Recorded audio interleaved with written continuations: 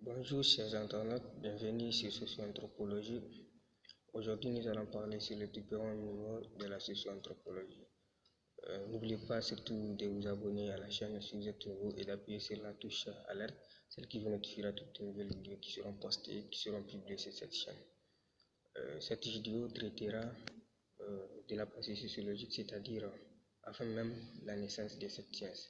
Et depuis l'Antiquité, la pensée des grands auteurs est émaillée de réflexions qui relèveraient aujourd'hui de la sociologie.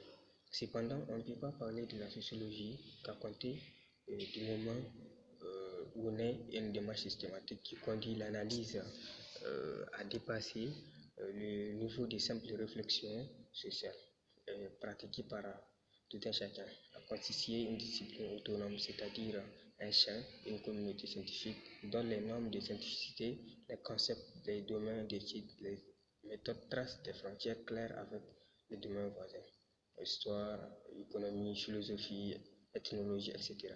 Donc, nous allons citer un certain nombre de penseurs dont il n'est pas forcément qu'on puisse les qualifier de sociologues, mais ayant un esprit sociologique. Parce que leurs idées traitent de la société. Ces pensées sont plutôt des prédécesseurs.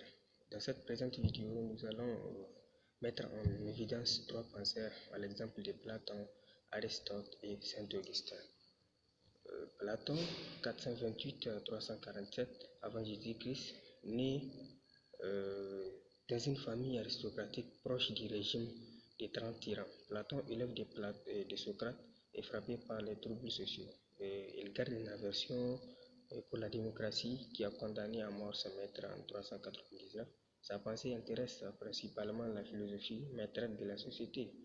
En effet, Platon à l'Académie, fondateur de l'Académie, une école destinée à former les hommes d'État, sa pensée intéresse d'abord idéaliste. La réalité, le monde sensible ne sont que le reflet d'un monde préexistant, celui des idées, dont l'homme aurait une réminiscence diffuse. L'âme étant immortelle, elle garderait les souvenirs de vies antérieures au cours desquelles elle serait tombée dans un corps, lui faisant bénéficier des idées, du beau, du juste, du vrai. Dans la République, et les lois, Platon décrit la cité idéale et les moyens pour y parvenir. Cette contraction vise à illustrer l'idée de justice. Pour comprendre la vertu de justice individuelle, il faut l'étudier dans une cité parfaite. Le deuxième auteur, Aristote, 384-322, élève de Platon. À l'Académie, Aristote en est le principal contradicteur, fondateur d'une école. En 335, le lycée appelé aussi école épistémologique parce qu'Aristote enseignait en marchant. Il rédige une œuvre énorme qui aborde tous les domaines dont les fondements de la vie de la cité. Il faut retenir par exemple l'éthique en Nicomaque et les politiques dans lesquelles Aristote considère la constitution d'une cité comme un phénomène naturel. Il ne sépare pas la politique de la morale.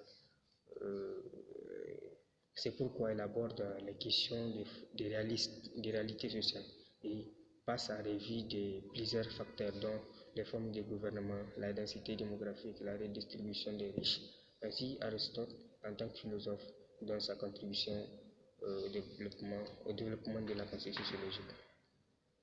En ce qui concerne Saint-Augustin, 354-430, Saint-Augustin, surtout connu pour ses confessions, l'expose de la cité de Dieu en 415 et 424, un ouvrage dont le but est double, s'opposer aux thèses imputant au christianisme la décadence de Rome et de contester le millénarisme soutenu par les églises depuis le second siècle.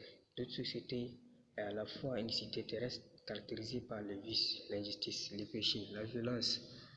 Elle rassemble les individus qui excluent Dieu de leur existence et une cité céleste qui réunit ceux qui vivent dans l'amour exclusif de Dieu et qui leur garantit paix et félicité.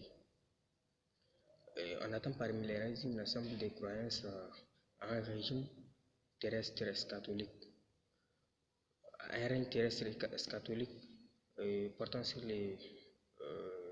des messies et des sociologues, censés devoir du remède comme mouvement religieux. Le millénarisme condamne l'inégalité au nom de l'évangile. L'Église aurait donc pour tâche de prendre le parti des pauvres contre les riches. En revanche, retenons tout simplement, bien avant la naissance de la sociologie, il existe bien entendu la pensée sociologique. Ces penseurs, bien que l'on ne peut pas les qualifier de sociologues,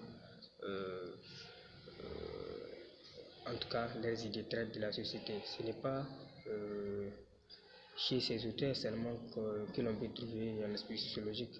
Ils sont bien évidemment beaucoup, à l'exemple de Jean-Jacques Rousseau, de Thomas Hobbes, de John Locke, etc. En tout cas, tous ces auteurs, on peut trouver des idées qui traitent de leurs idées traitent de la société. Ceci, on se dit à très bientôt pour un nouveau numéro de ceci. Anthropologie.